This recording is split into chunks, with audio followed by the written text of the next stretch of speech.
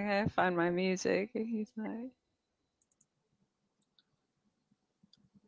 oh, and we're live. So, good evening, everyone. Sorry about the delay there. A little, we got off track on time here, but welcome to the Missing Piece. I'm your host, Trish, and it is Monday, December 19th, and it's a week from Christmas for those of you that celebrate that. It's also a few days from Yule for those of us that celebrate the changing of the year from the dark or from the light to the dark for a few months. Um, and I also want to thank Carnation for sponsoring my show tonight. And I am super excited to welcome Jesse Peak. He is a certified MUFON field investigator for the state of Pennsylvania, as well. He's on the Experiencer resource team. And an investigator for the Scientific Coalition for UAP Studies, with certifications in astronomy, space exploration, space advocacy, mental health, and case management, introduction to computer technology, basics of digital imaging, PowerPoint, public speaking, and disposition into investigations. He's also a published writer in the MUFON monthly journal. X is it X or EX? EX, I don't want to. 13 Bravo, artillery cannon crew member in the Army National Guard, and where he did his training at Fort Sill, Oklahoma, and a counselor for 5 years, teaching classes to young adults and Eagle Scouts. He also has a podcast that has risen to the top 5 on, oh my goodness, she just gave me this, Spotify, yes, and that is a link at the bottom of the screen. So so welcome, Jesse. I'm excited. He was on Chasing Prophecy last year where we first met. Well, I guess internet, how we meet on the internet, unofficially met, I guess.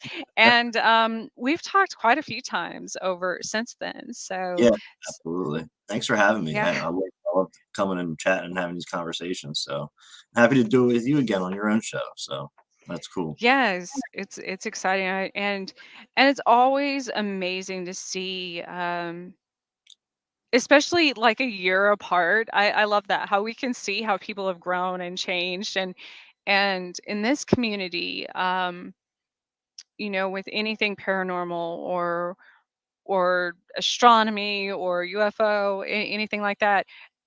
I think, well, for myself anyways, and it seems with most people that are my guests and friends and such, our beliefs and opinions on a lot of these things change all the time with new findings.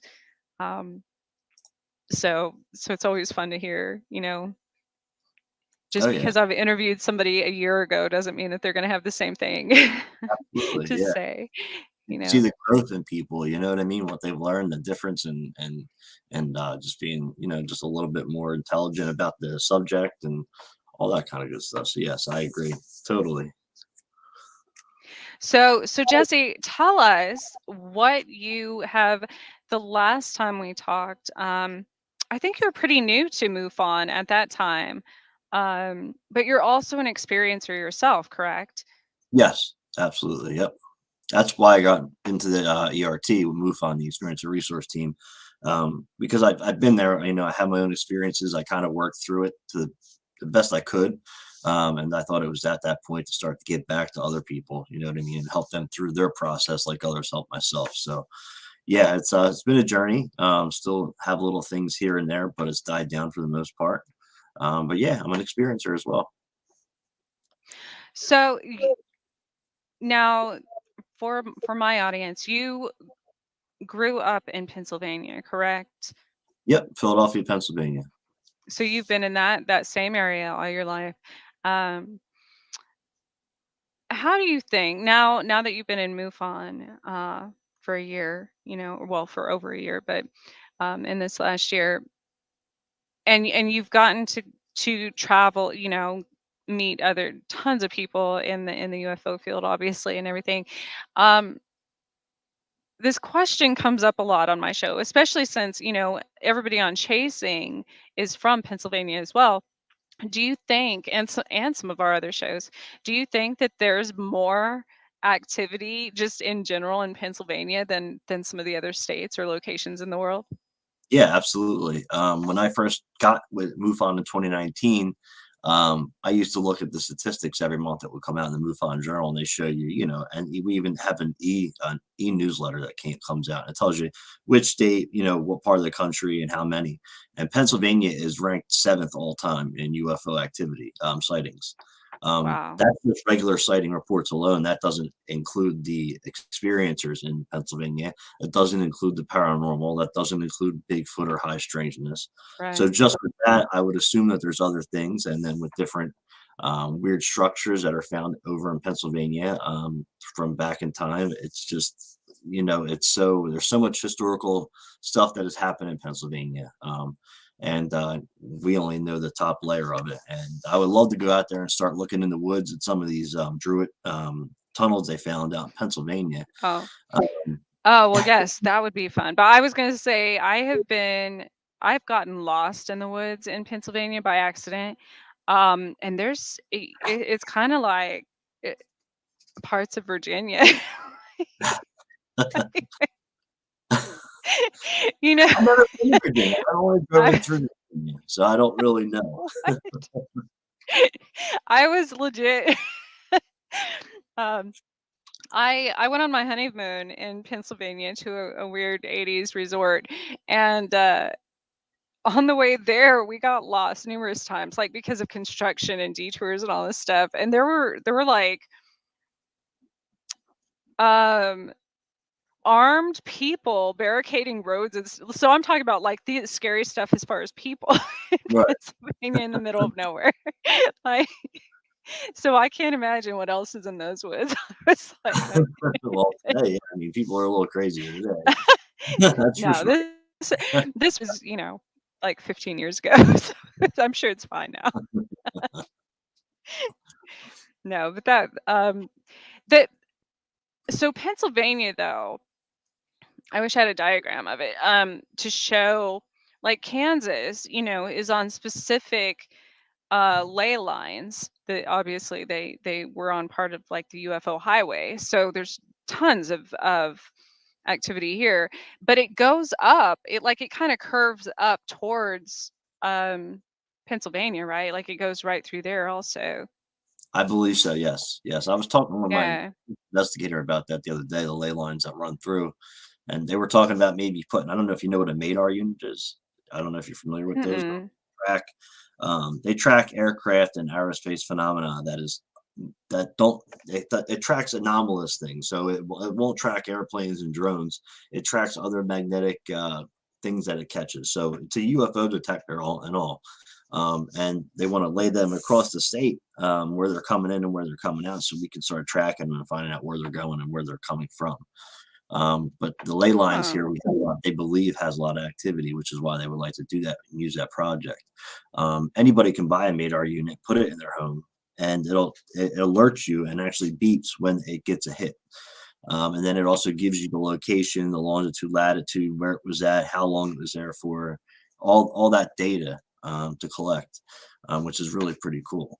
So it's funny you brought that up because we are just talking about the ley lines.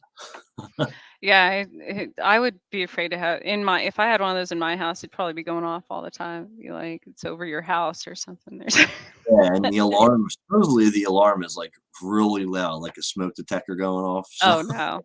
yeah. But I mean the real, guys that want to do it 24/7, that alerts them, they love it. So So for your website, uh, which I find this fascinating that you're actually doing scientific research on the electrical phenomena that goes along with UFO activity. So if you could kind of explain that much better than yeah, I can so too. we started Project Bat Tech 404 October 1st of 2021. So we're over a year now doing our research. And what we do is we investigate and research electrical malfunctions that are associated with UFO sightings or encounters. So we created a database. We got into collaboration with CUFOS and other big organizations. Okay, what's CUFOS for people that don't know? The Center for UFO Studies, J. Allen Hynek, the UFO investigator for Project Blue Book. After he left Blue Book, he started his own organization to collect data on UFOs. It's still there in Roswell, New Mexico. You can go there. Don Schmidt, the Roswell investigator, now runs CUFOS. But we were sent over some EM information from them to put together with our research because most of the EM work was done back in like the 80s and 70s. It's really nothing updated with new information. And our technology has changed so much since then that there needs to be new data on this so we can understand, what it's affecting, how it's affecting it, why, how close it is. The health effects from it is what we're going to be slipping into next because it can cause temporary blindness. It can cause radiation. It can cause training, all kinds of crazy stuff. But we created a database. We put it up there. We've published a couple papers, and we're still doing research now. And we hope to get to a testing phase at a certain point, maybe next year. I was going to have you put the website again in the chat room real quick, just for people that are. I can only put it in the private chat. Oh. I can't, for some reason, it doesn't let you do that on StreamYard. I can put it in our chat room. I send it in the private so if you want to share it. Yeah, but anybody can report their EM UFO sighting or encounter to us through our email that we have, a reporting email. That'll get assigned to the closest investigator to that area. And then they'll contact you, get the information about your case so we can understand it more, log it in the database. And as of today, Project BatTech has the most accurate information on EM to date. With the historical stuff that we have researched, with the EM stuff sent from other organizations and from people reporting their recent EM stuff with newer technology. Nobody else has a database that's more accurate than ours right now. And we would love to get to a testing phase so we can start getting real actual data on how close these things have to be, whether this is some kind of part of their propulsion or if this is a button that they hit to make it happen on purpose, that kind of stuff. And there's instruments where we can actually recreate that and actually get some real data on it, scientific data. So I was going to show you, I can see if I can pull it up show it on my screen. You were talking about health effects of these things and I was like, that's perfect. Y'all could like make a book about my case, but most recently, it's funny that the name of your project as well. This was back in September 20th through the 22nd. It's usually around the 20th to the 22nd of any given month because those are specific portal days that they can travel on. But anyways, on the 20th, and I'm trying to pull this up so I can show everyone else too. I walked outside and there was a dead bat in front of my vehicle. And nothing had bothered, there's like cats and city cats and stuff in the neighborhood, birds, everything else. But it was unbothered, untouched, meaning there was no other, if it just died or something killed it, you would think that it would be mangled in some way or whatever, no. It was completely untouched, dead bat in front of my vehicle. And so the first thing I think, and even like I get heart palpitations when there's like ships in the sky and stuff, even if they are, what do you call it? Cloaked. Yes, I'm sorry. Okay. I couldn't think of the word. Even if they're cloaked, like nobody else would see it, obviously. I can tell because I've been doing, that started with me being able to identify these things. as a photographer, because a lot of my cameras would malfunction Right. if there was something in the sky, obviously. And some certain cell phones and stuff pick it up now, with that advanced technology of smartphones, obviously. But it just depends. But anyway, so there's this dead bat in front of my vehicle, and I showed I showed the picture to Joe when I think when I was on his show a few weeks ago, because um I was like, how can I prove this? Because I can see it, but nobody else, like, you wouldn't be able to tell unless you knew what you're looking for, right? And the only Right. reason I knew was because there was a weird backward shaped rainbow in the sky, like vertical. And then there was also, like, if you're looking at a blue sky with clouds, it was like a smudge spot in the clouds, like if you're looking at a picture or painting or something and you're like, is that like a blur in the but it was Yep. in the actual sky, not through my camera, not that's the only way I can explain that. Um so I had this app for blind people, actually, that identifies objects. So I'm like, maybe I want to see what will happen if I point that through my phone, right, at this object. And it identified it as a ship, which is funny, or a boat. Really? And I'm like, huh. So obvious. And and it outlines it. So you could see something there that this app identified as a boat in the sky. And Huh. I'm like, well, that's a start. Like, at least somebody might believe me that that was I her. love that app. Yeah. So that night, of course, these things happen to me all the time and have my entire life. I'm just now figuring out how to kind of, I'm sure like MUFON, or maybe your other projects do document. I just um and so that night I had all of these electronic things, and I did take pictures of those. I mean, you can see,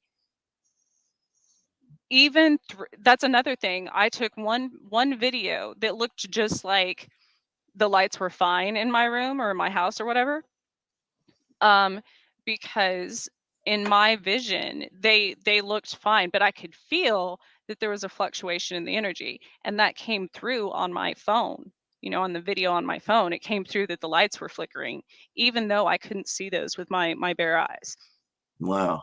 And so later that night, um I was oh, I took a shower and the water like literally electrocuted me.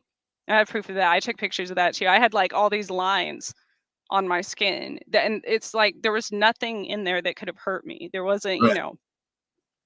I mean, physically, like, that I could see. It looked like if you were stung by a jellyfish. So, like, literally, it just appeared all of a sudden, right? And so every time these things happen, um, it's always a series of events. My animals go crazy. I have videos of them doing that. You can literally see these things affecting. Sometimes I've videoed them where they look like water, literally, like um, almost like a translucent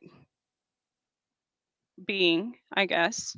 Okay. Um, and every time that happens, right afterwards, I get almost radiation poisoning, quite literally. And the only reason I know that is because before I understood what was happening years ago, I would get really sick. My hair would start falling out. I would have weird, like, burn marks and stuff. And I would go to the doctor, and they're like, "This doesn't make any sense. It looks like you've been exposed to a very high amount of radiation just within the last 24 hours." And I'm like, I was just at my house, or something. And so I started putting that together as well. And it happened on the same time every month or few months or whatever. And I had the same effects, or it had the same effects. And it affects my animals the same way as well. So it's interesting that um, I've it, and I know, I've had 2 heart attacks. I've had multiple strokes. I went blind one time. I went deaf. I some sonic variations will cause my ears to bleed or That's nose or all EM whatever. stuff. Huh? That's all EM stuff. Your eyes Yeah. bleeding, your ears, temporary blindness, all that. Yep. So it That's happens to me all the time. So I'm so excited that you all, somebody's finally investigating. And it happens to people around me too. They just don't realize that that's what's happening. And right. I didn't realize it was happening to other people as well. I was like, well, maybe I'm the only one that in this part of the country anyways, that the aliens mess with because I don't know. I was born outside of Roswell. I don't know. What I mean? You always wonder if it, but then I would be out in public and these things in my area would become apparent. They'd be like, I would just overhear people in the store. Yeah, I don't know. My ears keep bleeding and I keep having heart palpitations and it was always the same times that I was. So I started taking more note of that and like when, from the airfield the jets would fly over and stuff. Um Right. See, now it's funny you no. brought that up. You went to the doctor, and the doctor was like, "This doesn't make sense." Blah blah blah. We're working on another Yeah. project where I'm head of the EEM part. It's called UAP Medical Coalition. We just started that up. I think it was in June. And what our main goal is actually to educate medical professionals on how to help experiencers that had exposures. So then if you go to the doctor, they can be like, okay, yeah, this is it, and not just mistreat you and send you away because most people are mistreated. All experiencers, and there's only very few places they can go to get the help they need. So that's interesting you brought that up as well. I got to where I was almost traumatized from doctors because even if I went to the doctor for, a heart attack or something that they legitimately had a record of and the EKGs and everything for, and I would tell them my theory on why this happened or whatever, and it, they're very mean, very I bet. Oh yeah.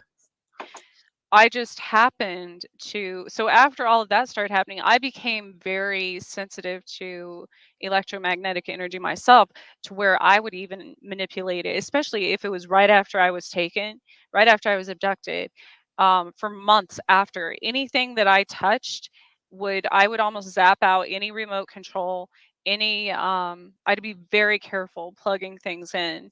Um, and like my blood and such was radioactive. Like I had to be careful about exposure to that too. And actually, it was like extraterrestrials that told me that. They're like, you have to. I got a cut on my finger or something. They kept telling me control the leak, and I'm like, what? What is that? And then I figured out what they were trying. Sometimes their messages they don't always communicate in a linear fashion Right. like we would. So I'm like, what is that? Why every time I do something, or like wash my hands or brush my teeth or something, they're telling me to clean the sink and that makes sense. It's like people with chemotherapy. Your bodily fluids are literally radioactive for so many, I don't months or something after you get it done. So Right. Wow. um so they have taught me some things, Sounds but like it. Very familiar with this.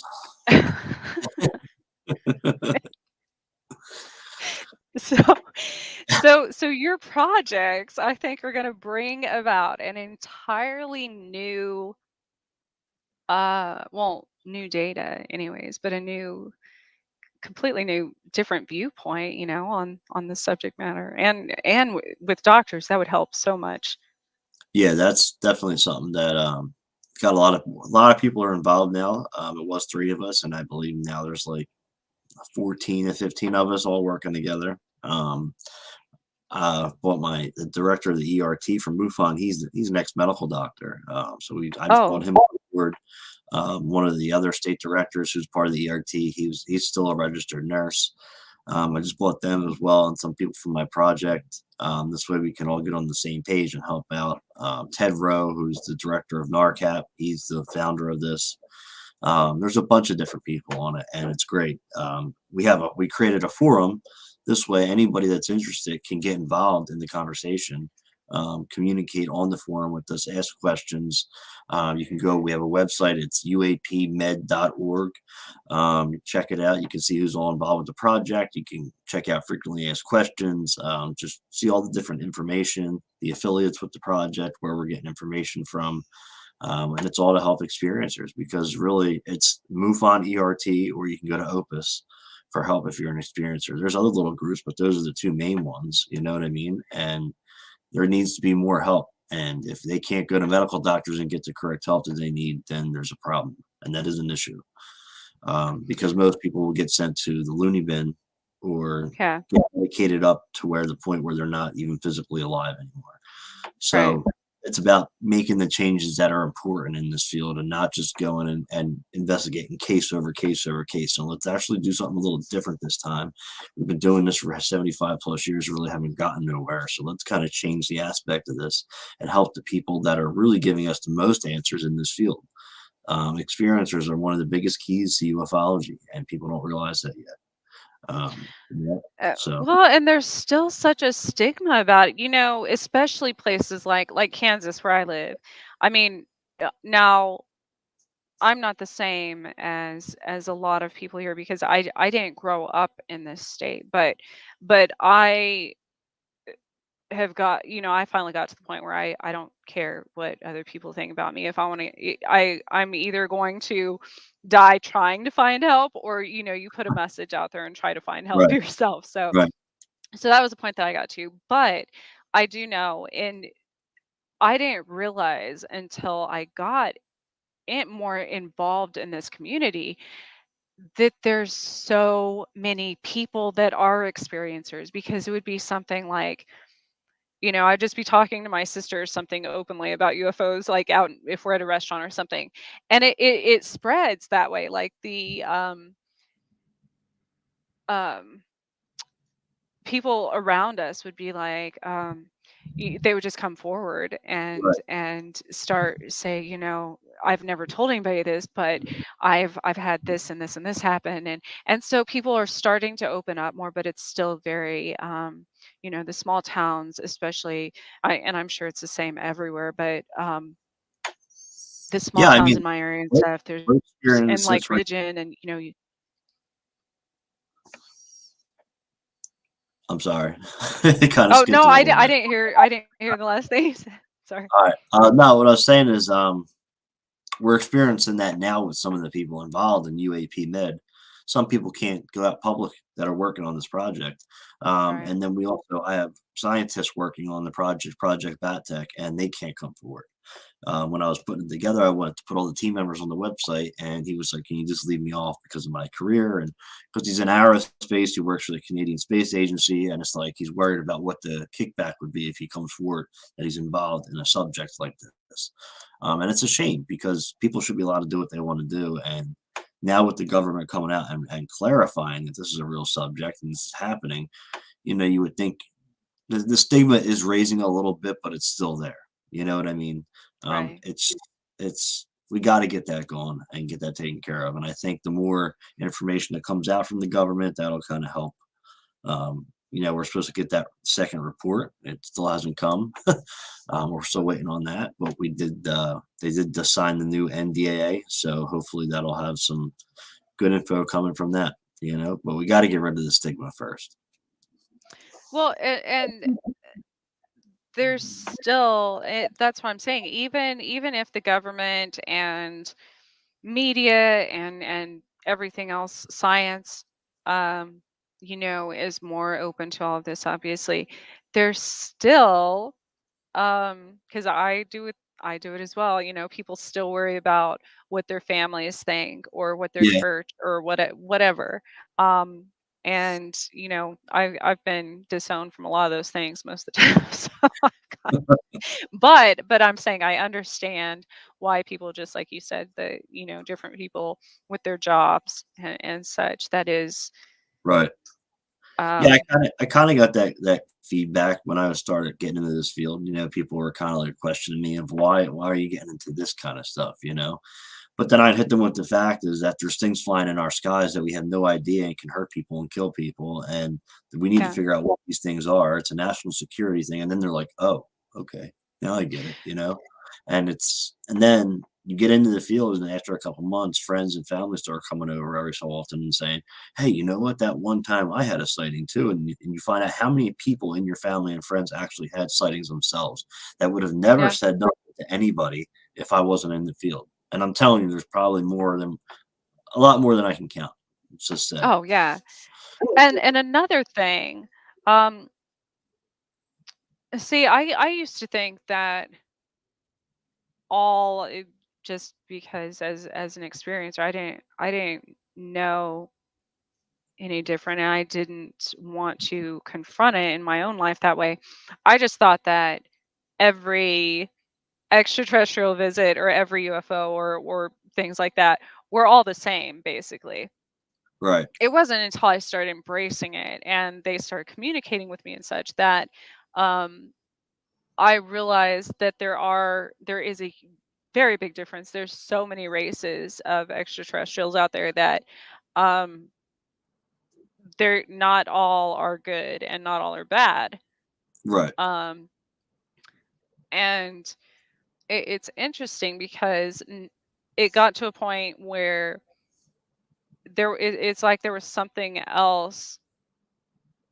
Um, I was manipulated and taken many times by some of the bad ones, and it got to a point where eventually something bigger started protecting me and started warning me about the bad ones. Now, whether we listen to that or not, or do anything about it is one thing. Um, but after being in opening up more in the and networking more with people even in the paranormal field, I've realized that many of those people are actually having um ET and UFO experiences. They just don't realize it, that they um brush off as something spiritual or paranormal. right. um which is another interesting, it's like just because of the patterns you see, Right, like when you're communicating with something through um electronic devices, it's not always a spirit. You know what I mean? Like I mean it is in a sense, but it's not necessarily like a spirit of a person. So, right. That's interesting. What is your but it's thought? hard What are your thoughts on the ancient astronaut theory? as far as Just like, what do you think of it? Do you believe in it? Do you think there's something to it, or you think that I don't know? Just wanted to get your opinion. I've been trying to get other people's opinions on this and what they think about it.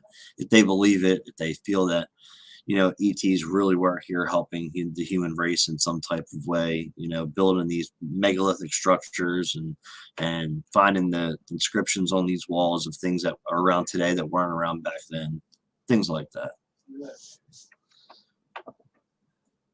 yes, because there's proof in writing. There's literally the writing on the walls, in that sense. um we already know, but it's like we try to brush these things off as humans and as a Right. civilization. It's like we're like, no, no, yeah, we see UFOs in Egyptian hieroglyphics, but that, no, we're smarter than them, so let's just No. keep I mean, it's like, absolutely, I think there was some, even the Bible, like there are pictures of spacecraft. I know. You know what I mean? Like, okay, they believed in it back then. And if you're thinking about, even when people think of thousands of years ago or whatever, you think of like caveman era type stuff, that it's like dumb people just kicking rocks and chiseling stone and stuff. No, no, like, you know what I mean? Like, because that's how it's been depicted to us, Right. when actually we're probably like, it's the curious case of Benjamin Button, where we went backwards, like we're getting dumber as time goes on, because um like, because everything is even medical um revelations, even science, everything is going back to something that was already discovered. You know what I Right. mean? Um, and so I believe the pyramids, the hieroglyphics, the geometry of it, um, was absolutely made by design, not default, you know? Yeah, absolutely. I think Eric Von Daniken really took the Bible and really kind of like in kind of got people involved in the UFO field because of how he was depicting the Bible and how it was telling people that this is actually really happening. And I think he was one of the ones that really opened my eyes and really got me into the subject because I mean, no one else really did it better than him in that way. And I loved how academia all kind of went after him, but he was telling the truth. Mhm. And that's kind of how that's the stigma thing is too. It's just all interesting. All the different rabbit holes you can go down and look Yeah. And I struggled with I have a book that's coming out next year. That it was supposed to be out this year, but I struggled back and forth. I'm like, I'm gonna get so much backlash over my theories from my experiences, and I get a lot of, well, as you know, I get a lot of weird messages, I should say, from other sides of things. Like stuff that I wouldn't know, that wouldn't just come out of my d- right. especially after these visits, actually, after these electronic, I get all these like they call them downloads nowadays. So I get all these downloads, and I've started to document it and write it down and stuff. And I'll forget I did that, completely forget. Like I won't know at the time that I was doing that because something else was probably, Channeling through took you. over my body channeling. Right. So I'll go back to that months later. I find notebooks all over my house that I just randomly wrote 3 pages of, scientific notes on. And I'm like, there's no way I wrote that. There is no way I know that about quantum physics. You know what I mean? Just something random. I'm like, like, that sounds way too smart for me. That's not It's good that you write it down though, so you can find that kind of stuff later on, right. you So know? then I actually, after I go back to these things that I've channeled in automatic writing, then I research the science behind it, you know, trying to put two and two together to see if something is actually possible or does make sense, to make it make sense, because I'm one of those people that kind of has to see things to believe them, or have like some sort of, even if I'm not trying to prove things for the sake of others, it's myself, and I think we do that as humans too, kind of. It's like a reassurance thing that we're not going crazy, Yeah, or absolutely. You know how many times that I did that when I was having my experiences? Like, I was doing things to maybe, like, see it like, when I came to, like, that this was actually happening, like, using memory foam and different things like that to see different imprints or, it's Yep. how we're built, you know what I mean? And we don't wanna say to ourselves we're crazy, so we do these things to try to make sure that this is really happening to us. Now, when talking about the power, so, like, I've noticed with cemeteries, since I, visit a lot of cemeteries, not just because I'm a medium, it's in my pagan belief system. We honor our ancestors and the dead a lot in various ways. Um, but now I've noticed, because I started having um, more heart palpitations and such near cemeteries. I'm like, why is this? And every cemetery now has a tower near it. Have you noticed that? Like Wi-Fi towers, or when I the have not 5G. noticed that, no. There's one by every cemetery in Kansas, probably, like every main cemetery. Hmm, And I was thinking that's interesting, because essentially you're like literally exercising the dead 24/7 by doing that, like. yeah, it's energy source, right? So so if we're trying to you know raise some demons in this world, then that's probably going to do it. So Yeah, but But I thought of that because there's always been a lot of UFO activity by these cemeteries, and I thought, I wonder if that has anything to do with the towers, like the vicinity and power grids and Wi-Fi towers. I believe that 100%. Huh. Definitely. And then You're, water you're too. in Kansas City, Missouri, right? I'm in Topeka, so Okay, because is but that but we close? have all this activity between here and the other side of Kansas City. Yeah. Yeah, because you guys just had a flap a month and a half ago, a really big flap. We actually got like over 100 sighting reports in Kansas City, and they only usually get like 30 a month. So there was, So that was probably October 6th, 7th. I have documentation of that. That's actually when I was like electrocuted in the shower or whatever. okay. That Well, that would was make sense then, right? that would have been wait, no, that was the September. That was like 2 weeks prior. The second time I videoed the stuff in my house too. My stove caught on fire. My electric stove caught on fire on its own. That was the October one.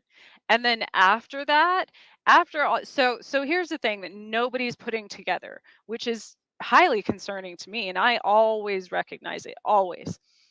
So I don't even leave my house during those days because I know what's going to happen. So after that time, yeah, the my stove caught on fire October 5th. This lasted through October I want to say October 7th-ish. But then the aftermath of this, so then I have a picture of all this hair that fell out on or October 7th. Yeah, that was the time. So right after that, the influx in crime in Topeka was astronomical. I mean, literally, like we had a high-speed police chase in the broad public daylight, like huge shootout downtown by the Capitol that week. There were more murders and thefts, and like everyone went crazy right after that, which is what I animals, you would hear about like animals attacking everything, people attacking everything. I'm telling you, that time, and I knew it was directly related to that, led to, because I'm sure things, well, I know how electrical systems affect me, Right. and if you're not used to that, it absolutely, especially animals, would agitate. I can't um remember the name of the government project that they did, but they were using electrical magnetic waves to control people, yep. and that still happens today. Somebody else was just telling me about something that happened like that too. I It just did might, a it might, show on that. There were actually a few from the 60s and 70s, even into the early 80s. There were a few projects that were still contracted through the Midwest, through Nebraska, Kansas, Missouri, and Oklahoma, that had not been fulfilled with Russia yet. hmm, That were supposed to be within the late 90s to the into the 2000s. okay. Yeah, there's an MK Ultra. That's what it was. The face, and it's in the Well, chat. that too. Yeah, that too. Yeah, it's interesting. This is why I like this electrical stuff, man. And I had it happen to me. That's why I started the project. I had a sighting with my dad, and my phone malfunctioned. It was a brand new phone. Didn't make sense at all. And that's why I started Project Battech. And the first case that came in was somebody else's cell phone that they reported. So it was interesting. And about that, if I don't know if that person is a book reader, but that I would read Dark Fleet. It's all about Antarctica and the reptilians and the secret space agent, the space secret space programs and all that good stuff. I'm reading it now, and it's one of the most intriguing books that I've ever started to read. So, what's interesting about this is, uh, but instead every direction south past the ice shelf in Antarctica. So, from uh, and I've never researched it. There's a lot of things that when I would get messages from extraterrestrials and stuff, I didn't. It's like the trauma. I almost blocked out a lot of that. But for years, they were giving me messages about Antarctica and that it was dangerous for humans to do anything, have anything to do with the ice shelf or Antarctica. Antarctica. See, I can't say that word, but I swear that was one of the biggest messages from whoever on another side had given me for a very long time. Like to a point I would get anxiety about it. I would start panicking like who do I tell? Like it was that important that Right. I wanted to tell someone that would listen to stop messing around in Antarctica because it's going to like end the world or something, you know. Um was that was one of the main messages I got for a long time. You're right. Like, who are you supposed to tell that to without them thinking They you're would listen, right. Oh, I've gotten tons of things like that. Every time there's, like, something, oh, like, when the Hadron, Collider was activated. Oh, yeah. Or when, like, we start doing weird things on the moon, I start like, I'll have nightmares about these things. It's like there's literally something, you know, if your brain had a door on it, like if somebody's banging on, trying to get you right. to pay attention, you know, or to Yeah. do something about. But then I never know, like, what do you do? Who do you tell? What are you going to call your senator? Okay, I'll be thrown in a loony bin. Like, Yeah. you know, Yep. I've actually reached out. I was reaching out to politicians all this past year, trying to just get anybody to get write me back. And most of them would be real arrogant and egotistic and write what they're doing for the neighborhood and just completely ignore what I'm talking about. I had one politician actually write me back and tell me that he gave me all the information about what was going on in the government, writing the bill of releasing about the paperwork that was released on June 25th, what the new bill that they were writing and signing into act was going to do. Um, and he also told me he was going to have his intelligence committee look into it, and then sent me another letter that it was being in process of being looked at, which I was completely shocked. You know what I mean? Because usually you get the runaround. But we'll see where that goes. That's interesting to me because that just means that people are starting to get interested in it, which I love. So well, and I mean, it was coming to that back in, you know, the 60s, even with. But the problem is every time that happens, well, back then in politics anyways, people started dying. You know, you know what I mean? Um, one of the first major times anyways that like in my parents younger, you know, in their lifetime when they were younger, was Kennedy. Um, right, a lot of conspiracy theories started coming out during his presidency, his time in office, and then like with Marilyn Monroe and stuff. And that's the first time you ever heard about like UFOs or anything out of the ordinary. And then all of a sudden, you know, after the assassination, after she died, and after uh, um, those are major, you know, a major celebrity and the yeah, president, obviously. So it was such a huge setback until probably like the 80s, you know, I would say that it started kind of coming around again. And there's always um something to overshadow it. yeah. And Always. then of course it died out again for another, you know, 20 Yeah. years How before. the Cold War started. It's the same thing with Yeah. that. Like UFOs after World War II, we started looking into that, and then the Cold War happened, and that completely shut UFOs up. Every time Yeah. it comes around, something happens where it overshadows it, and we don't get to continue doing This time during, UFO. you know, at the beginning of the entire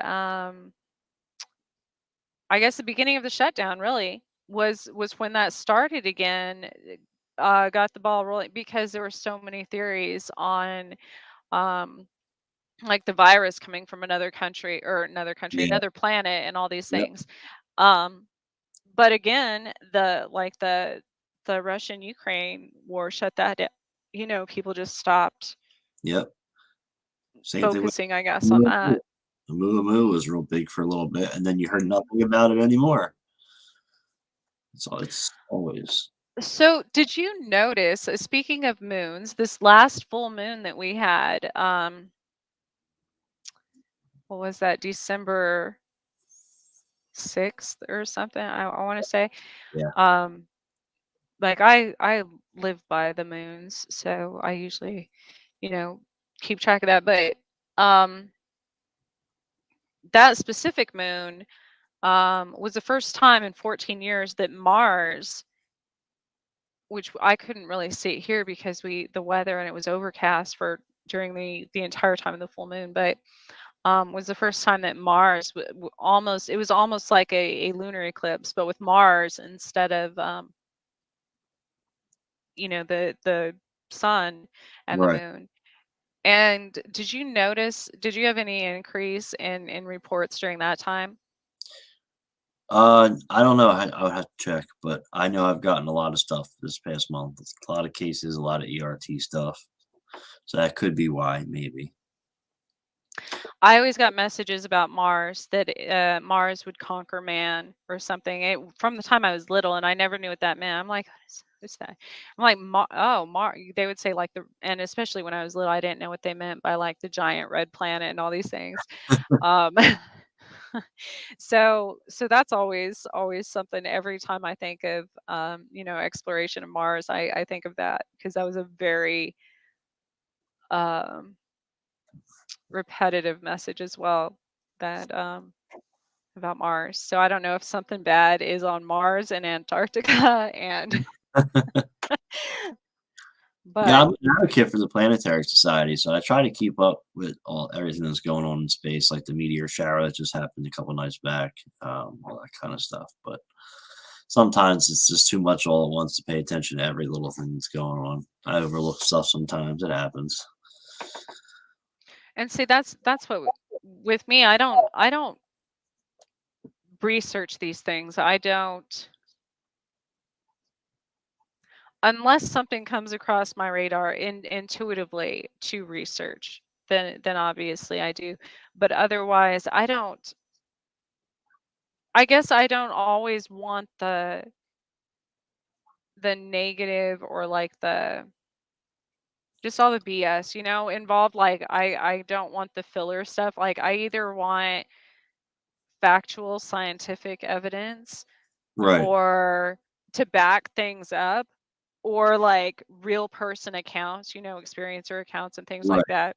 I'm not worried Um, about Balthazar. I'm not worried about Area 51 anymore. I'm not worried about right. Area 52 or any of the fucking military bases or any of that crazy shit that has been debated since the beginning of time. It's Yeah. about getting the real information that's going on now that is in play right now with the Yeah. phenomenon. So things now that I research are absolutely, when I know this is coming, I know how it's going to affect me. I already deal with that. So I've gotten that conquered, kind of. You still never really get that. But but how is it going to affect my surroundings, meaning my city, which is literally turned upside down when these things happen because the crime, my kids' schools, things like that. It's just like when was it, over the summer, when it wasn't the summer, it was the beginning of so it's happened September, October, November, and December. Now September, I believe it was when there was a mass school shooting threat at like four schools between Kansas and Oklahoma in one day. So it was Kansas City, Topeka, Wichita, Oklahoma City, all at the same time, all on the same day. And then right before that or right after that, there were tons of reports of UFOs. So things like that are what I is more important to me than, Area 51 and things like that. Absolutely. I agree totally. I'm on UFO Twitter, so I see this kind of stuff all day long, and it's like I don't care about any of this kind of stuff. You know what I Yeah. mean? And in the beginning, I was kind of staying up to date with everybody on UFO Twitter and what they're looking into, and I got to the point where I realized I was like, this is not the important stuff that we should be looking at. And Right. that's kind of why I'm still on UFO Twitter, but I do my own stuff behind the scenes that I feel is the most important stuff to be doing, because you could just sit there all day and look at this and look at that, the Wilson Davis memo, all that kind of stuff. It's just it's old. Now, And it really another helped me thing, move the field forward. That's what's important. have you, this is a new thing. Well, it's not new for me, but I mean, I always have spine problems after it. But have you noticed an increase in people with spinal problems after the electrical things? Well, we haven't gotten a lot of people talking about the effects on their bodies. That's something we're going to be Oh, looking into now. We haven't had anybody report about any kind of physical effect to them, which is weird. that is weird. Usually it's multiple different kinds of equipment they have that go off. Now I have heard of one case where it was like temporary blindness for a little bit, and then one with a little bit of radiation poison, which is the Cash Landrum case. But not a lot. That's why we're making the focus this week coming up, this week actually, and next week to look into that. So, two things with the temporary blindness. There's been a few times in my life that I've experienced temporary blindness. Um, One of the times in New York, doctors couldn't figure out what was wrong. My eyes, every day I was literally going blind. Like my eyes were turning white, like a blind person. Um, they tried so many different drops and all kinds of stuff. And this was in a very short period. It was within like 2 weeks. That was when I lived in upstate New York. I did live very close to a military base, and I believe that time, especially with my military abduction, experience, they were doing experiments on people back in the day with lights, with like laser lights. There's actually I would have to look it up and send it to you. There's a project about this. Um, I don't know if it was MK Ultra related or not, but it was a military project. But um, and they would do that to people by using a series of flashing lights and things. It would make the person temporarily go blind.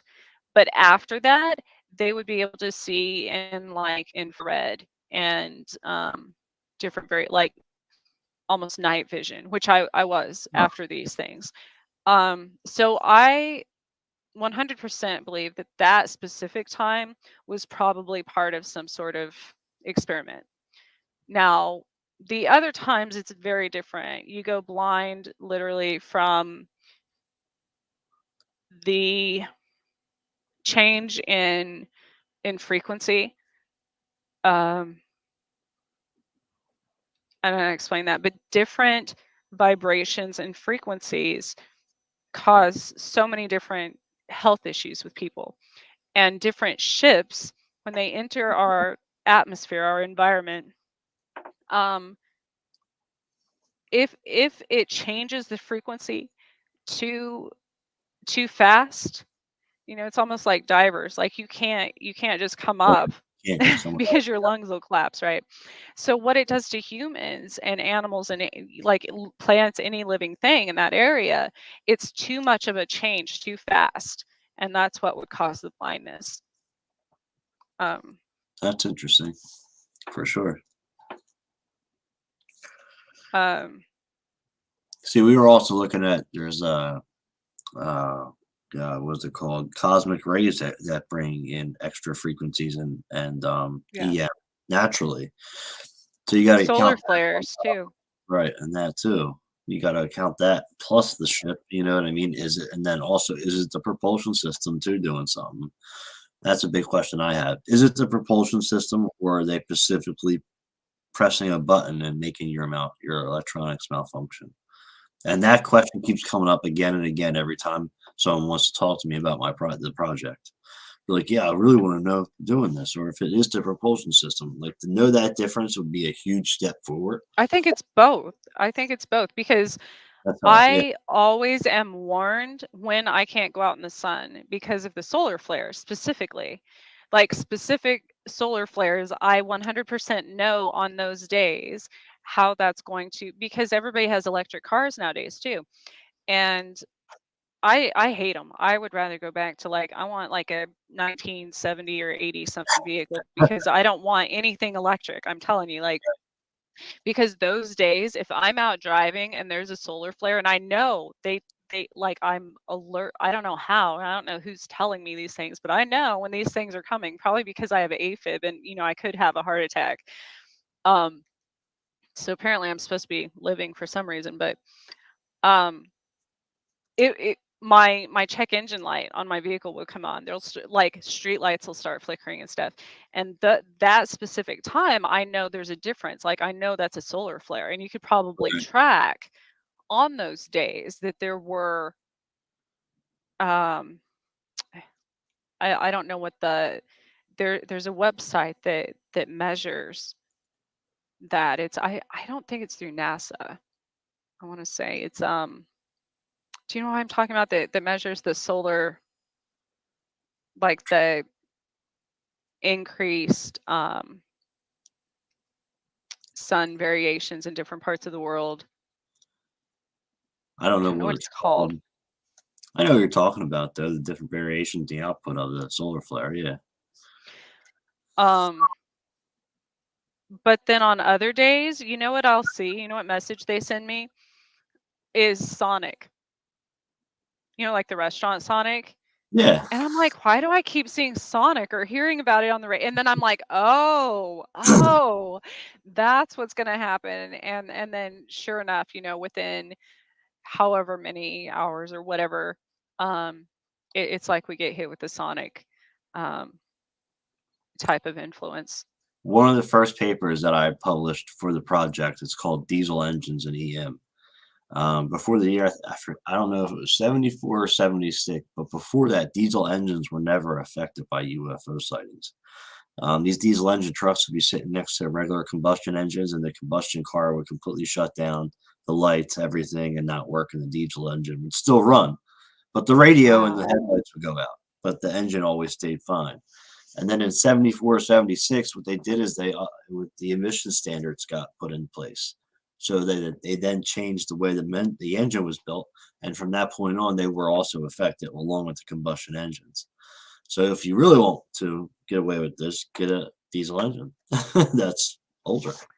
Well, and I think it was probably you that we were actually talking about that last year, because I was telling you how my dad, back in, which is interesting, back in the 70s, converted a vehicle he had. He put a You did, propane tank yes, you did say this. I on know. it, and it made it like a hybrid gas Right, propane, um and just for the reason it could go, he could probably go like 1,000 miles before he had to get gas again or whatever. But right. I'm like, that's interesting. If usually people that are abducted, it follows family lines and Yeah. stuff. So Yep. even if he didn't know that was happening at the time, like, you still start doing things subconsciously, or because something else is telling you, like I said, that might be trying to protect you. Um, which is probably why I want to go back to like a 70 something vehicle, with a rebuilt engine, and because I could tell you, out of all the vehicles, every one of my vehicles, and I remember the points it happened. I didn't know that was happening way back in my early 20s and stuff. But now that you start remembering these things. I'm 41 now, so um I started remembering. I'm like, oh my gosh, I had an Explorer Sport, and it would just stop in the middle of the road when I was driving at night for no reason. And I would take it into the shop. It would have to be towed or whatever, and they couldn't find anything wrong with it. And it would start up fine 24 hours later, all the time. And now thinking back, I'm like, Gotta son suck. of a, yeah, I know. I'm like, Like something son of mess. a, every time they stopped my car. Like, God. They're probably like, she's crazy. Why does she keep bringing her car here? Yes, yes, and it wasn't just like that. So I bought a brand new car, right? And then the same thing happened, and I'm like, "No, I swear." Like, it's just, but they knew it when, like, the truck driver and stuff, eventually they would be like, "No, it won't start. We don't." Like, so it wasn't just me. I mean, it really wouldn't start. But yeah, there was never anything. They couldn't find anything wrong with them over and over and over. Like, I can't even tell you how many times that happened, and it was so. And I didn't know at the time, but now looking back, I'm like, son of a. You realize it. Yep. Yeah. Yeah. That's crazy. I can imagine that. You know, she's back again. Yeah. Yep. Every time.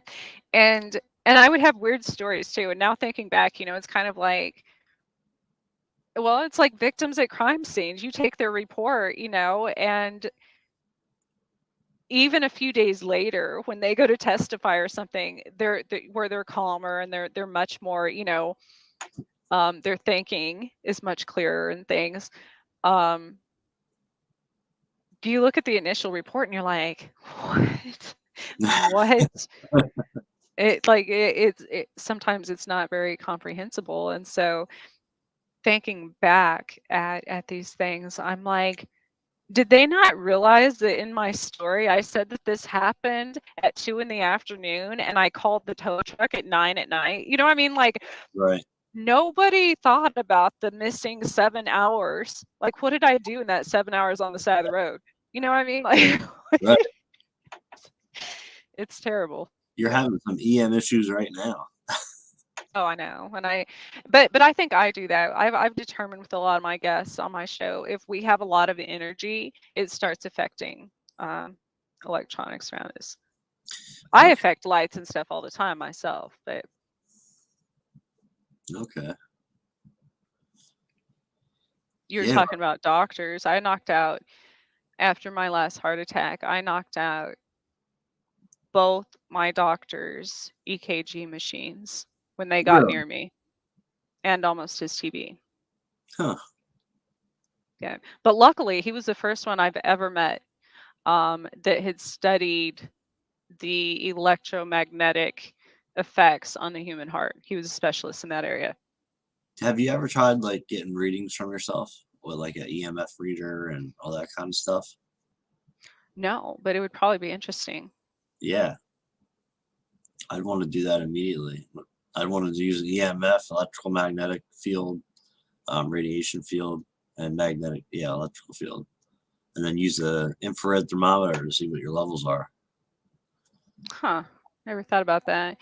Because Yeah. it would be, I would assume it would be different after these things are in my immediate area, obviously. Absolutely. Yeah. So another thing, which I doubt anyone has ever researched, I only put 2 and 2 together after reading about astronauts and what would happen if humans, were taken into space back and forth and things like that. An interesting thing, and I don't know if it became, I don't know how it happens. I don't know why it happens. And I wonder if this happens to other experiencers. But I started noticing myself, my kids, a few days before we're taken, and this is how I know it's coming. But also, since I'm psychic, I started having like premonitions of being taken in certain scenarios and stuff that were usually in the future. But my temperature, like I would get a fever a few days before every time. We were seen by specialists, all kinds of people about this. Like my daughter and I were, because we kept getting these fevers with no other symptoms. It wasn't like we were getting sick. And they're like, I don't know, you just have some weird fever syndrome that I was reading about and looking at scientific theories of what would happen to humans if you went into space and things like that so many times or whatever, or astronauts. To make it safe to travel, probably even through different dimensions, and not internally cook, basically, when re-entering the atmosphere and things like that, your body temperature would have to be raised beforehand to make it safe to do so. And I'm like, that's interesting that that happens right before I'm taken somewhere else outside of my own reality and exist. You know what I mean? Um, because if that's the case, then what's like, does my body automatically, do they trigger something that Right. causes it to do that to make it safe for us to travel to another place? You know what I mean? Right. That's interesting. Hmm. And I wonder if that happens to other experiencers. You know, they just don't know it. Maybe. I don't know. I mean, I don't know. Maybe. I mean, you know how they say that ETs maybe are on a different frequency, which is why we can't see them most of the time, or me. And then we have experiences as experiencers, and sometimes we see ET beings. So maybe they are raising like the EM field around us or what we're doing, so we're able to see that frequency and see the beings themselves. So I would, maybe.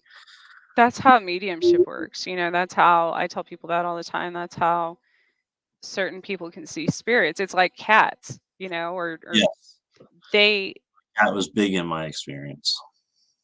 yeah, they see different uh an entirely different spectrum of color than Right. humans are even capable of doing. But as far as me communicating spirits and seeing spirits, if I go to a haunted location, I know, and I'm sure other mediums do this as well, you have to, like, I have to lower my frequency to be able to communicate with lower vibrational beings. Right. And I think that's also why I've always been able to see them. Not that I lower my vibration, but because my field of sensitivity to it is probably a little bit more well, more sensitive than some people's. And I think that's the case with a lot of um, you know, especially a lot of people in the paranormal field. Right. Huh. The same with cryptids and stuff too. And I tell people that all the time. I'm like, it's not that they're not always there. If you go in the woods, elementals are like 100% always there. You just can't see them. That's interesting. Now, if you raise your vibration, many of them vibrate at a much, much higher frequency than humans. Humans vibrate at like five, what is it, like a level 5 frequency or something. Many of these entities are like in the hundreds, like their Merkaba, literally, like their life force, their chi moves faster than the human eye could detect. And that's why they come across as orbs and things like that.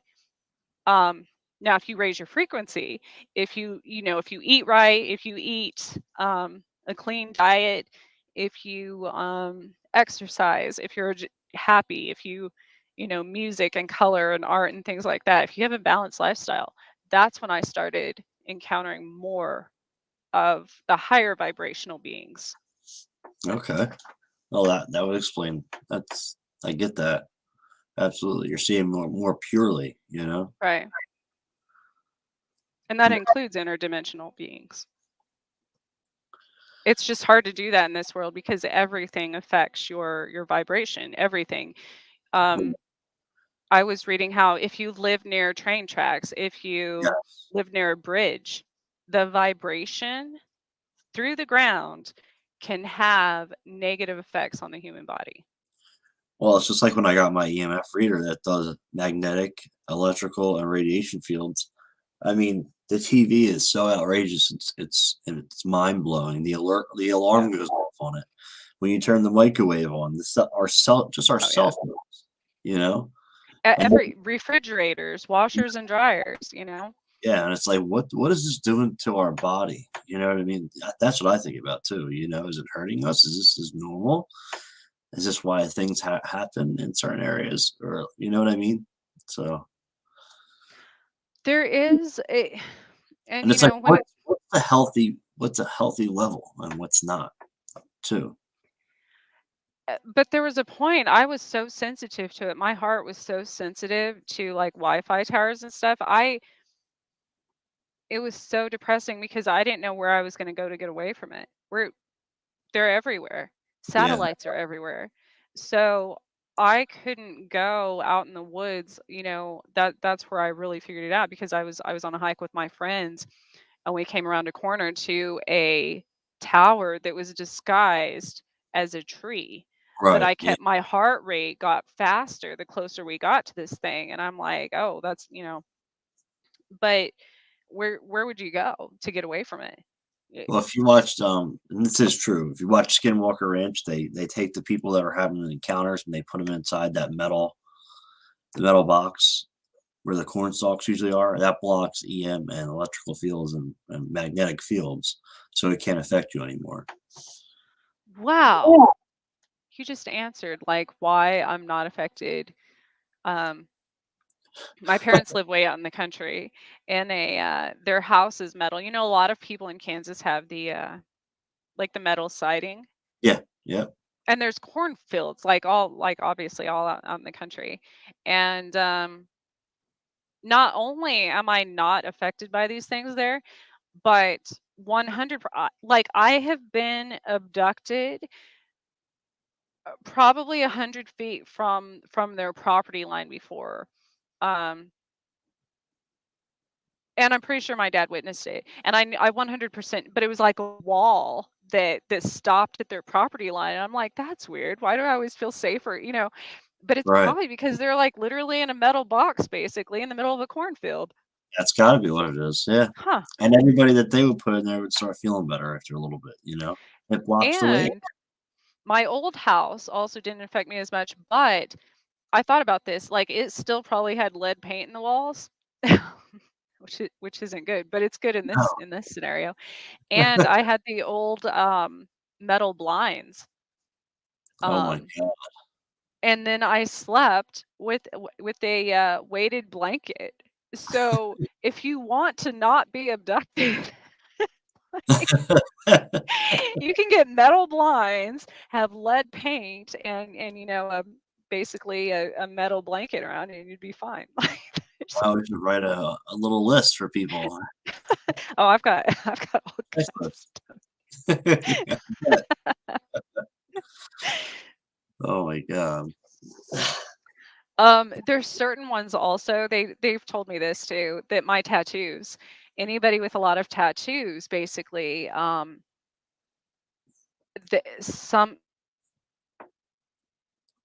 sometimes they can't, it affects them. Like they can't touch me. They can't physically touch me. Like it would basically poison them, which makes sense that humans are that toxic that we would, poison we would poison an ET. Like,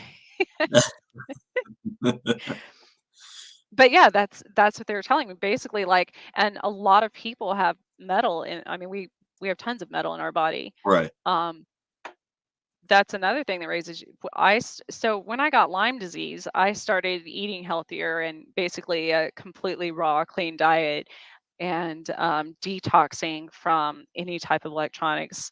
Like I don't watch TV, things like that. Um, I typically, for the most part, don't have my phone around me during the day. All that When I stopped doing all of those things is when I started being able to see more things, but also communicate with more things that were beneficial to helped me. Okay. So you think the readings allow like staying away from the electronics allowed you to be able to communicate to lower your Yeah. frequency? Okay. Well, to raise it. Yeah. Raise okay. Yeah. So getting rid of the electronics would raise your frequency and not lower it. So how would you lower your frequency with more electronics? Lowering your frequency is doing things like not getting enough vitamin D, like sunlight, things like that. Not eating, like eating processed foods, um, basically everything that's bad, drinking, smoking, things like that. As a medium and a lot of spiritual people, and that's why you see more people like in the what is it, the Ayurvedic communities and Buddhism and things like that, that meditate, like meditation. But of course, when you're meditating, you're what? You're not, you're quieting your mind. You're not around electronics. or you're Right. not, you're not watching a screen per se. Um, there's so many singing, music. Um, music has again, that's another sound frequency. Yeah. Music, sound opens portals. So, um, that's been around since the beginning of time. Um, different color therapy, vibration therapy, um, things like I started doing red light therapy, which had a huge effect in my healing with Lyme disease. And that's a specific, um, not frequency, but it's a specific color, red, that has a healing effect. Okay. There's also blue lights that have healing effect, but not the kind that comes off of your phone and computer and things like that. But Right. there are specific, each one's for some does something else, Okay. and it affects your DNA. I had no idea that there was color lights that do that. Oh, yeah. Yeah. I used to do it, especially in the wintertime, when the sun's not out as much. And I would tell my clients as well as a personal trainer, if you go to red light therapy, it increases your collagen production, it increases your vitamin D production. Um, it's a good aid against like depression, decreases inflammation in your body, aids in healing at a cellular level, as well as like muscles and joints. Um, all of those things, because anything electromagnetic, which has been seen a lot of times at like Skinwalker Ranch, people have brain swelling and stuff. Anything electromagnetic can cause inflammation. Um, so red light therapy kind of counteracts against a lot of those things. That's interesting. I never heard about that before. Well, It's and I'm sure that's actually probably from ET technology. Come to think, come to think of it, they use a lot of different color therapy, as well as it's used in like the cryotherapy and the like laser surgery and things like that. it's just good to recommend to experiencers that are having issues, you know what I mean? Yep. To help them get to a better state. Now, is it any kind of lights that you just go to the store and buy, like, a red light bulb or, like No, no, no, no. Um, there's only two places in my town that have it actually. Um, one is like a tanning place, but so it's like a tanning bed. It's literally like a pod you oh, stand it's in. red light therapy, and they was a red Right, light. but it's not a harmful UVA, UVB rays, Okay, so like a tanning bed. I Huh? have done a red light UV bed before. You have So, done that? yes. It's essentially, if it's called the red light therapy and the healing, yes, then that's what it. But you have to do it. You can't just do it once. Like you would have to do it consistently for like a month for it to Okay. work, Yeah. basically. Yeah, they had it at the Planet Fitness where I was going to the gym at, and I was like, "What That's is where I that?" used to. That's one of the places that had it that I used to go Yes. to because it Okay. was it was fairly inexpensive to do it that way at from the gym. It was, it's like $20 a month or something. $20, that's it, yeah. If you go to like a medical place that has the exact same machine, it's probably like 100 and something a month because I used to do that too. But Yeah, no, I'll pay yeah, the 20 and do that. right, yeah. So you have to do it for like 10, 12 minutes at a time, probably 3 to 4 times a week to start with. But it literally made such a difference, like night and day difference in my life. That's great. After I got past like the trigger, it was weird for me being in like a pod of red light, obviously, as an experiencer. Like that scared me. I can't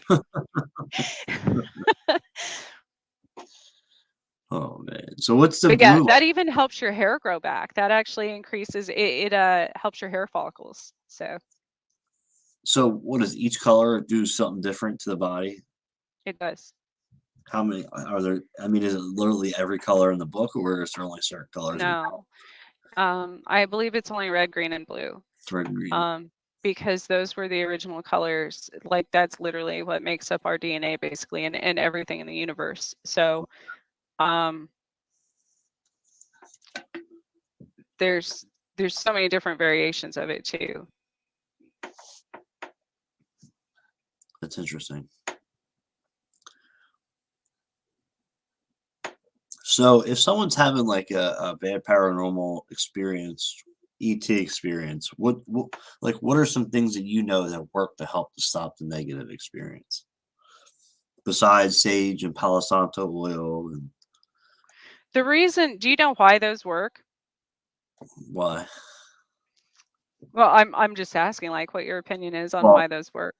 I know that the Palo Santo oil has to be natural and organic, or it will not work. Um, and I Mm. just hear that it's a good thing to burn in each quarter of your house, but you have to say the saying with it as well. Do it every day. Put the Palo Santo oil on your body. Do the same with yourself, and then burn sage throughout the house too. But it can't just be done once, like you said, with the lighting. It has to be done every day. I don't know why exactly it works. I have no idea. I mean, shamans used to use it, so Well, right. I mean, I do have, yes, there is a spiritual side 100% as far as certain it's more because of the plant or the tree that it's coming from, um is also an energetic being or entity, but the reason, which is what I went to when I said like tattoos and stuff. So there was one time when something really bad was coming, and I knew it, and something else warned me beforehand. And gosh, they're trying to get me not to say this too, because it helps people. But they were telling me like anything, any type of perfume, cologne, oil, anything at the time that you have available. I got to where I used to carry around the most obnoxious perfume from, like, it was like my grandma's or something, from that kind that like makes your eyes water. It's so potent, from like you which is what it does to them. So that's the same thing of like, these theories of eating garlic and certain herbs and things like that. That's why. That is exactly why. So there are certain beings that are bad that cannot, they are so sensitive. They absorb literally everything. It's almost like sponges in our atmosphere. They absorb smells and tastes and oils and stuff, and it's so harmful and obnoxious to them. It's like poison to them. And I'll tell you the craziest story of why I know this, because that time when I knew something was coming, and nobody would believe this, but if you ever have an experience again, and it, the new iPhone, well, this was a few years ago, but it was my iPhone. When iPhone started being able to identify something, like a frame in a picture, Yeah. like a person's face, and a lot of people started doing like, thought it was identifying ghosts and stuff. Yes. So when I knew this thing was like in my living room or something, and I couldn't see it with my own eyes, which I can see spirit, so I knew it wasn't a spirit. I put my phone up. I couldn't see it, but I could see the square, and I sprayed air freshener, and it like zapped out my phone, and this thing went crazy. Like, I'm like, huh. So my mom was right when I was little, and she said she was spraying Monster spray and used the air freshener can or something. It Wow. probably literally kept them, because they cannot stand strong scents or taste or anything like that. So How if about you like slather on lotion, cologne, whatever you got, if you're about to be abducted, it'll work. that? Like, That's good to know I've that. come up with some crazy. I know nobody's gonna believe me. They're like, whatever, Trish. Yeah, y'all are gonna be wishing like during the apocalypse. You're like, shit, I should have written down all these things that she said. I should have been watching the Nissan piece with Trish Mo. Not just watching it, taking notes. I'm serious. People think I'm crazy, and then it'll come out. Watch, they'll be like, "No, we've investigated like something." It always happens that way. Like, I'm like, "Okay," because my family does this. Like, they'll be like, "Didn't you tell us that years ago?" I'm like, "Yeah, yeah," but now you listen because somebody says it on TV. Like, Right, right, absolutely. like the car thing. Yeah. Oh my Here, god. everybody's getting electric cars, and that's stupid because they're either No, going to get hit with an EMP or they'll get abducted because they can just shut it down anytime they want. Or your car will get possessed and lock you in it itself, you know? yeah, I'll never ever have an electric car. Mm-mm. It's stupid. It's just so stupid. It's ridiculous. And then you gotta pull over, and then you gotta plug your car in and sit there for a half an hour Yeah, screw just to charge that. the battery. I live in a place where, like, to go anywhere is at least 45 minutes between towns. Uh, So we'd be screwed. Like, yeah. because I think they only last like 50 minutes, without a charge or something. So, Yeah, I'm good. I don't want none of that. I laugh at people when I see them driving. I'm like, and then I see them at the gas station sitting there, and it's like I pump my gas in 2 minutes, and they're still sitting there for another half an hour. I'm laughing at them. Like, yeah. what's wrong with you? And I've seen videos where they blow up at the charging, or like the charging station blows Yeah, up. some will catch fire. Yeah, it's No, insane. no, thank you. I've already been struck by lightning and like electrocuted and stuff. There's no way you would get me to be charged like Maybe having some fun with you. mm, We got Trish to get an electric car. Yes. no way. Humans could actually, if we harnessed our own power, we could power the entire planet for years, for probably the rest of our lives if we wanted to, but I then believe it. nobody could profit off of it. So That's all it comes down to is profit. Gas, all of it. Electric. I That's what want to. So, what's your theory on that these things aren't coming from outside of the earth and outside of our universe, but from within the earth? Yeah, that's something that I've been looking at for the past couple months. Probably the past 2 months, I've been really looking into that. And I'm reading that book, Dark Fleet, which really gets into it. How they came here and took over, and then they wound up moving underground. And it's like we call them extraterrestrials, but maybe they've been here just longer than we have been here, and maybe we're some kind of you know seeding from them, something else, something that they created. Hmm. The book talks about it. The Atlantic part of the world being the true Atlantis from the Bible that talks about it, and the Pacific is where the reptilians live now under the ground, and they fight with a different race that they're at war with, and under the ground is the safest place to be for them. But I don't know. I do think that maybe it's possible that there are some species here already, if not a couple. Um, and they are just living in Antarctica, and it's possible the government knows about it, and that's why you're not allowed to fly in a no-fly zone in Antarctica. And when they did that one time, they seen the hole going into the ice. Um, it's possible. I mean, I believe it. I don't know how I could not believe that. I I try to keep my mind open to all possibilities when it comes to this phenomenon. I don't count nothing out because so far more and more stuff keeps coming out, and it's like, see, you can't count nothing out. So I do believe it, but I do know that um, there's a lot of them that travel through water yeah, because it's actually like water, even fog and things like that, which makes sense because there's more mass in fog, obviously, or rain or lakes or anything than just air. So, right. And water, um, I mean, there's so much more water. That'd be the number one place to hide if you're going to hide underwater. right. We haven't even explored more than 10% of our oceans, and then you I got always say that. you Like, got the why are we sending people to space when we should be training divers? You know what I mean? that's Like, what why are I said. we? That's what I've always said. Yes. When I Like, first got why we into have all this stuff that we're finding new fish and whales and things like that. And the fact that whales and dolphins are literally the smartest being on, like, science has proven I that time and time again on know. this entire planet, And that even jellyfish over are like humans. the real aliens it's crazy. And it's like you're spending all this money and we haven't even Hmm. searched all the jungles yet either. Oh, and Yeah. the mountaintops and all that. And there's like, we could have there's probably things here that we could find that would really help this planet in general. And Regular civilians find shit every day on like Google Earth now out in the middle of the yeah, ocean no, because they're doing more research than scientists are. yeah, yep, absolutely, And they'll all of a sudden discover like a new bigger right, shark or something that we didn't even know existed yep.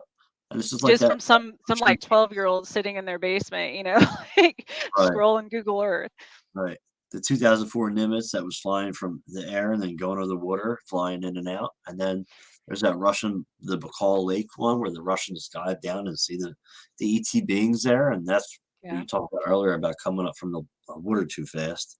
And they all end up dying. It's like, that would be the smartest place for ETs to hide, you know? I And travel. think have you heard of the bottomless lakes in New Mexico? No, I haven't. Oh, it's the craziest thing. Like all think about it. All of these things that we just discussed are 100% normal in New Mexico. Where I grew up near the cliff dwellings, the Gila cliff dwellings, people went underground and like disappeared for how many years? Like forever. Um, and then of course there's Roswell, obviously, but there's the bottomless lakes, and they have a very high sulfur content, which is, it's kind of like hot springs and stuff. They're not hot though, but nobody's ever been able to dive to the bottom or reach the bottom, like anything. I mean, it's crazy. Huh, It's very common there. that's interesting. I'll have to look into that. I feel like people don't. There's a stigma about New Mexico too. I feel like people that aren't from there are like nobody ever investigates or researches it because it is kind of scary. Like I'm who's dying gonna to go to Roswell. I am dying to go there. I want to go there so bad and go in the fucking, excuse me, the stupid museums and just go look at everything and It's very touristy now, but it is, it is interesting to see. I want to nerd out, Um, I want to see. So this place, Bottomless Lakes, it is.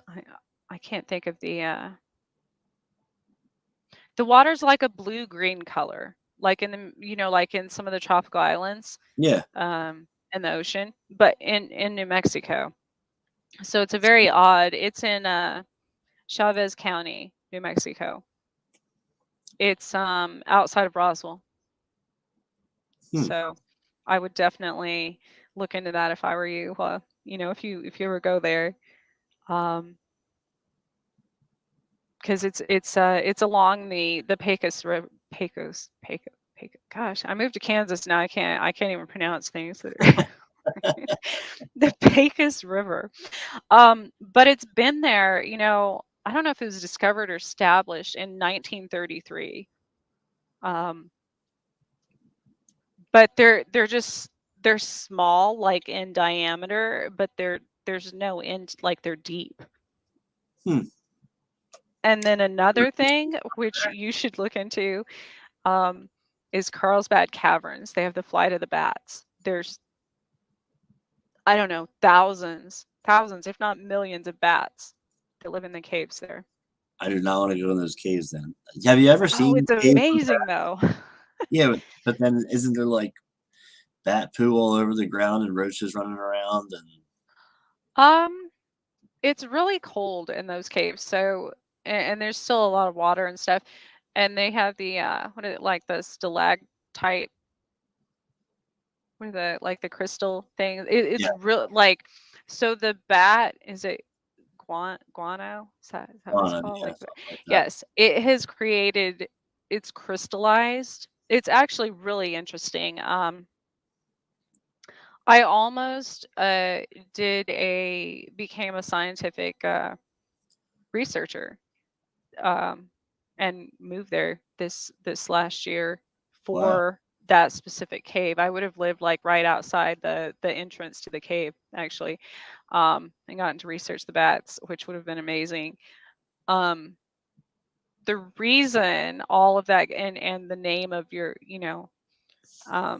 the project, and the dead bat outside my truck, the reason all of that's interesting to me is because I'm a lot like, after studying bats and dolphins and all of these different birds and animals that navigate via sonar, which is vibration, right? Um, I can identify with that because it affects me.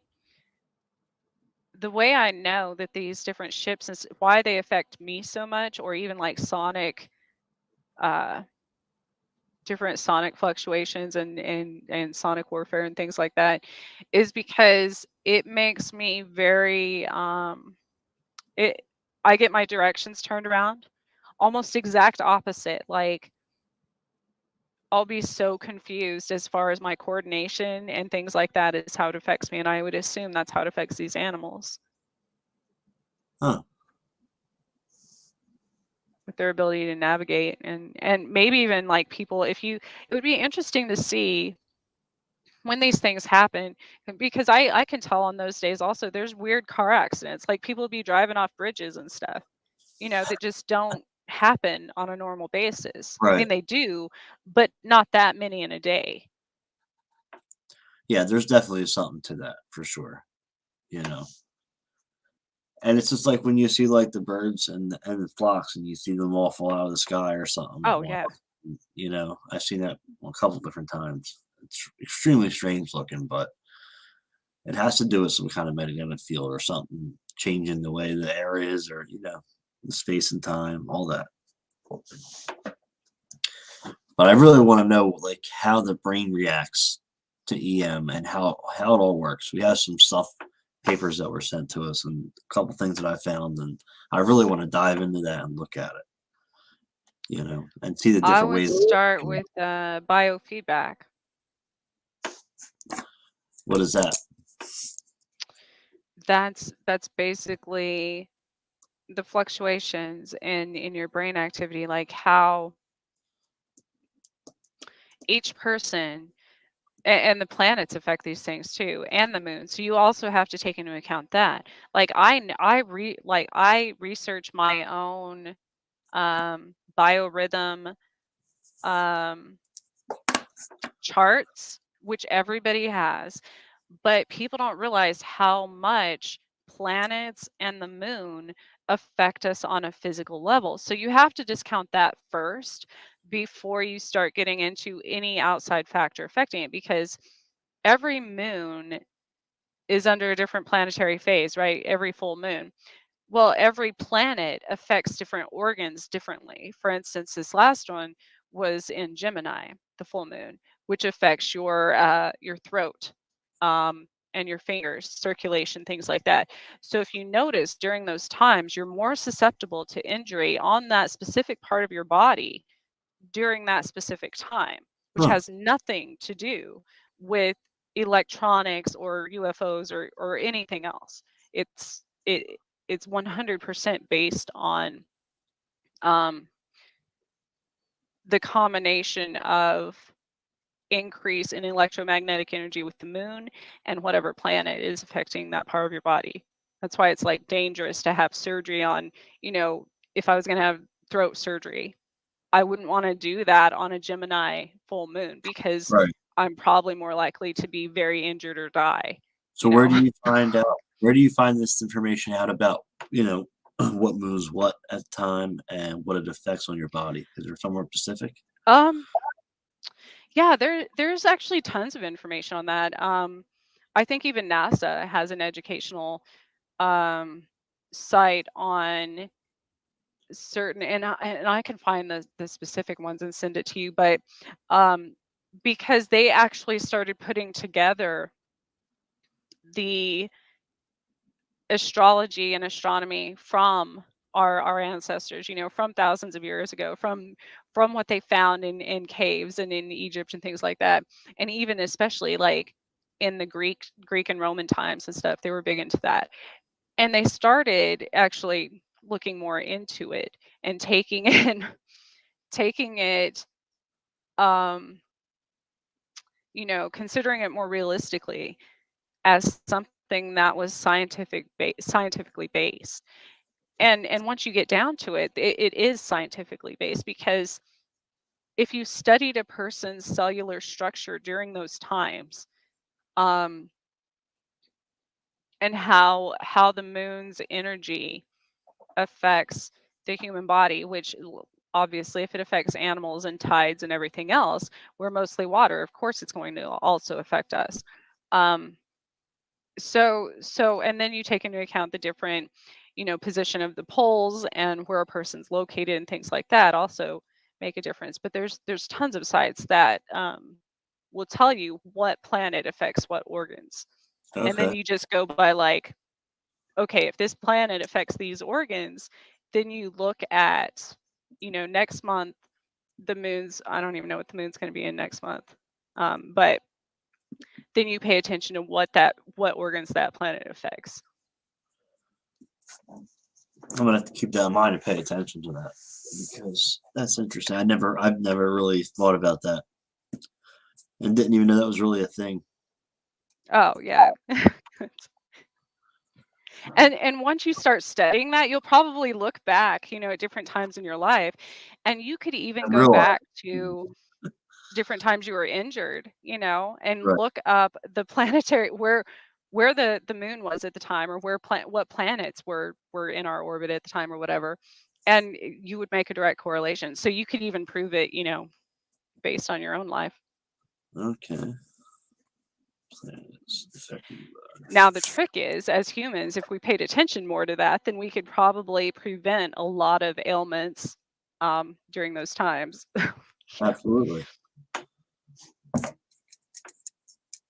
A lot of stuff that we need to start paying attention to in this world that we don't. That would help in the long term for sure. I've thought about that also. I'm like, what if all this time they're not coming and constantly like abducting us? What if they're coming and constantly like it's like ambulances all the time saving us from something stupid we've done? Like, holy shit. Why we can't leave them alone for 5 minutes without them screwing something up. Those damn humans. Like, what did they do? They're gonna kill themselves. They gave Like, us a soul. They gave us a soul, and they made us feel and be emotional and all that good stuff. So what do they expect? right. Really, you know? They took I've the G. often wondered too. Have you seen that interview that everybody thought was, I mean, obviously, um, fake back in the day? It was probably 15, 20 years ago, maybe not even that much. Um, it was with a gray alien, and like sitting in a room, interviewed by like the FBI or CIA or something. I don't remember.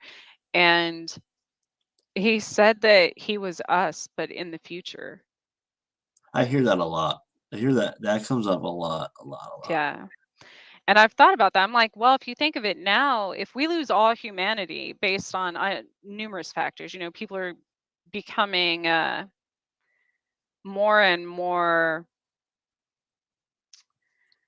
I guess, numb to bad things. You know what I mean? Like, there's not a lot of the more violent video games like kids play, and the more Yeah, yeah, wars we have, and the more we just start becoming less affected by it, it seems like. And so even with AI, with artificial intelligence, eventually you're taking out the human energy right. from writing and talking and art and everything else, to where even cars, like they have cars that drive themselves now. They have semi trucks that don't even need drivers that are on the road. You know what I mean? Like, you're taking the human out of humans, basically, and about out of our entire world. Yeah, it's So not smart. eventually we probably would become, you know kind of emotionless, and um wouldn't have a need for things like different facial features and hair, and all of the things that Everything. make us unique. There would be no personality in life. No, there'd be no color. It Yeah. would all be gray. Literally, like, they're gonna get mad at me. I'm not saying, I'm just, but what if they're trying to like go back in time? We know that time travel is a thing, so obviously. So what if they're trying to redo everything so we don't get to that, you know what I mean? So we don't get to that point again. That's possible. I mean, maybe. All possibilities are endless when it comes to this. I think they can do just Wow. about anything they want. I then I was about to say, then you get into all the different religions that have said that that is the apocalypse, like the end is the beginning is the end. So if we're headed towards that, and then you go back and think about like Egypt and things where they were bald and they were kind of, a lot of things they did made them seem void of emotion or Yeah, like that yeah, human, empathy. Um, and so maybe we do that in cycles over and over and over, and then we have to reset the entire world again, where we start all over, because we do that in our own lives all the I wonder time. how many times we've reset it, Yeah, really, honestly. that's what I'm saying. Every culture has their version of that story, but we're like, no, no, let's find a different reason. Like, but we're ignoring along the way while we're trying to find this different proof that while we're trying to prove them wrong, through our ego as humans, we're missing all these opportunities to change. So we just keep repeating Yep, and it. bro, That's really sad. it That's is, really depressing, actually. it is. That's why the ones that know about it, we have to do the changing, you know? It's Yeah. gotta start somewhere. So I didn't even realize it's already 10:15. But Jesse, it's been fun having you on again. It was good to talk to you again. Yeah, absolutely. I I put your link in the chat box. It will be posted on my YouTube, on this video on YouTube, obviously, in the information. And again, Jesse, tell everyone where they can find you. Yeah, you can find me every Thursday. New episodes come out of UFO Encounters Worldwide. They're on all podcast platforms and KGRA Digital Broadcast Radio every Wednesday at midnight. You can catch me on Twitter, on Facebook, wherever. And if you want to see our project, that's projectbattech404.wordpress.com. And that's it. Thank you for having me tonight, Trish. It was actually a fast 2 hours. And so the link on the ticker here going across the bottom of the screen is Jesse's podcast, which again I said has um, grown exponentially to the top 5 of Spotify. When did you start that again? I started with a podcast? Uh-huh. It was last year. So we hit our year in July or Okay. June or July. So yeah, we're in the top 5% most followed podcasts. So that was Wow. a Congratulations on that. That's exciting. I couldn't believe it. I was like, oh my God. So yeah, thank you. I appreciate that. And I will be on Jesse's show. Yeah, And I'll have to look at my calendar again. What I told you, January. mid-January. Yes, mid-January. So I've given him a lot of homework to ask me questions. We're gonna get deep. So thank you all for, I guess, for those of you who celebrate Yule, that is in a few days, obviously. Um, Blessings for that. And for those of you who celebrate Christmas, obviously this weekend coming up, Merry Christmas. I think I will be here on the 26th. Um, but otherwise, have a safe holiday and thank you for watching.